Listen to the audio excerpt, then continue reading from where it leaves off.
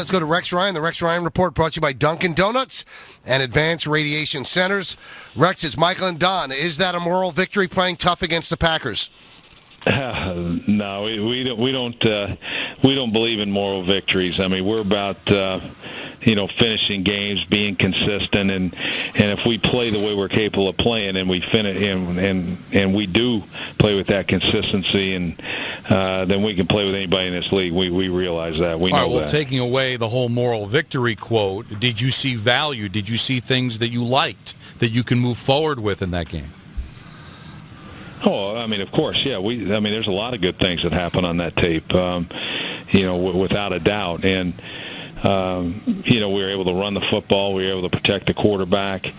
And, so those are some good things. And then, then on defense, we did a lot of good things also on defense. But again, it's about being consistent and and being consistent throughout. With our technique through whatever it is, and those are the things that obviously we'll work harder at and as hard and get better.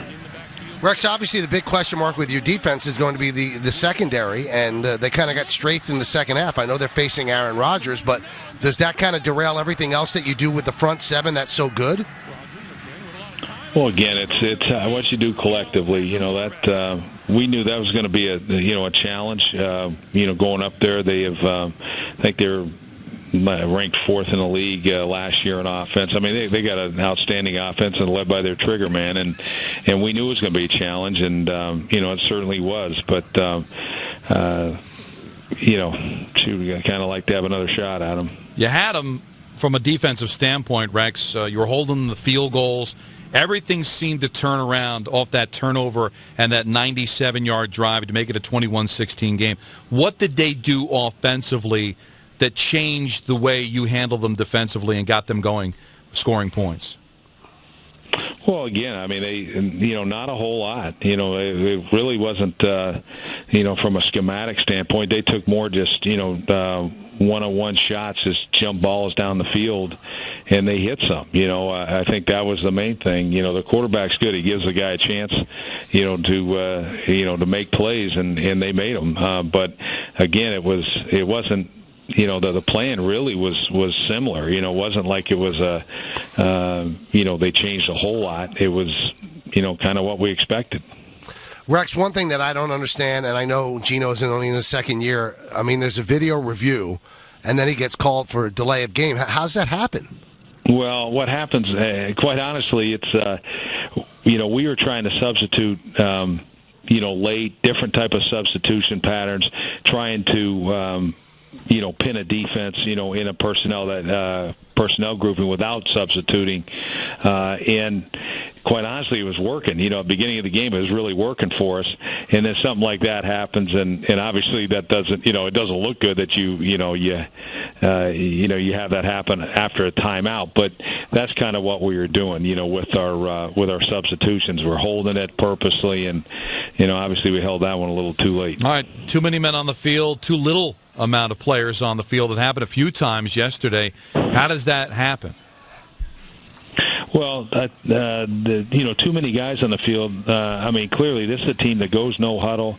But our plan was, the entire game we were in base personnel until third down. Then we're in sub, and we knew that we had to, come flying off that field, and they caught us once. So. That's really what happened. Our guy makes it there. He technically, by the letter of the deal, did not make it off the field, but he was far from being a participant on the field. Talk to me about the timeout. What happened there? Who's at fault? Well, again, it's hard to say that anybody's at fault. Obviously, I'll bear the burden of anything if of all things. So if there's one person to blame on the New York Jets, it would be on me. But really, what happened? It was I did not call the timeout. Period. And that's the facts. How deflating was that, though? I mean, you guys scored the game-tying touchdown, and it's taken away. Was that a crusher for your team?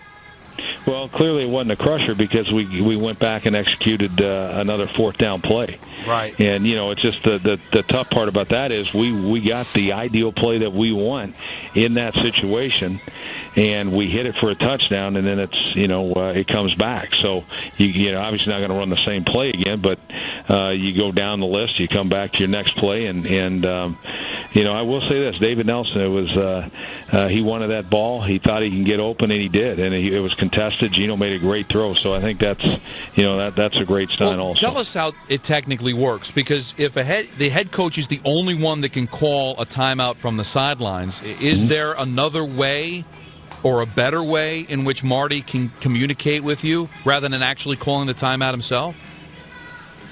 Well, again, what happens a lot of times, a guy will signal, hey, timeout, timeout, Rex, timeout, timeout. Okay, that triggers a response from up top in the booth if I'm on the defensive headset at the time. Okay, and obviously I'll see it, or I have a chance to see Marty. When I saw Marty, he literally was actually given a safe signal, like like there was nothing to it. That's why I can tell you without any hesitation, 100% I did not call the timeout, period. And I'm the only one that can make that call, and it never happened. But it doesn't change the fact that a timeout was called, and that's just the way it is. I know you want your players to be fiery, Rex. That's an important part of football. But are you upset with one of your defensive leaders getting thrown out of a game with over about 25 minutes left to play? Yeah, absolutely. And Mo took responsibility after the game. He apologized to his teammates, to the entire team. And, nobody feels worse about it than Mo. But there's things that happen, but you got to keep your composure. And, no matter how bad it gets, you can't throw a punch. And I think that's something obviously we'll learn from. But he's, obviously feels terrible about it. I've always wondered this, Coach. I wonder if you've ever asked a player this. I've seen it in football all the time. What do they intend to accomplish by throwing a punch at a guy in a helmet? Well, I think, sometimes it might be trying to pull somebody off a teammate or, something like that. And it's very rarely you'll ever see a guy throw a punch based on it just being about him. A lot of times it's trying to stand up for a teammate or teammates, and sometimes that happens. But again, it's got no place in football, and Mo knows that. Rex, you've said, I guess it was a couple of years ago, a famous quote, you take a swipe at one of ours, we'll take a swipe at two of yours. You said in the preseason after the Cincinnati game, you liked the fact that the guys came and defended each other. So what's the line from wanting your players to protect each other and not taking any bull on the field and then making sure that they stay disciplined enough not to have happen what yesterday? Is there a fine line between the two? I don't believe so. I think, it's never acceptable to throw a punch, okay? But you don't have a team if you don't protect each other. If you don't look out for each other, you don't have a team, and certainly not a team that, a New York Jet team. We're going to always be about standing up for each other and 11 guys fighting. And that's literally not pulling, fighting that way, but competing and always having each other. We're not going to let you put one of our players in jeopardy without being there and trying to, obviously we're going to stand up for each other. But you also do that without throwing a punch. And I think that's what we have to do. How's Eric Decker? How's D. Milner? Well, both guys, we'll see how they go. Obviously, we hope, that both guys will play. We'll see. Obviously, Decker with a hamstring. Again, the extent of it, I'm not sure what that is right now. And then D with the ankle. But, we need these guys.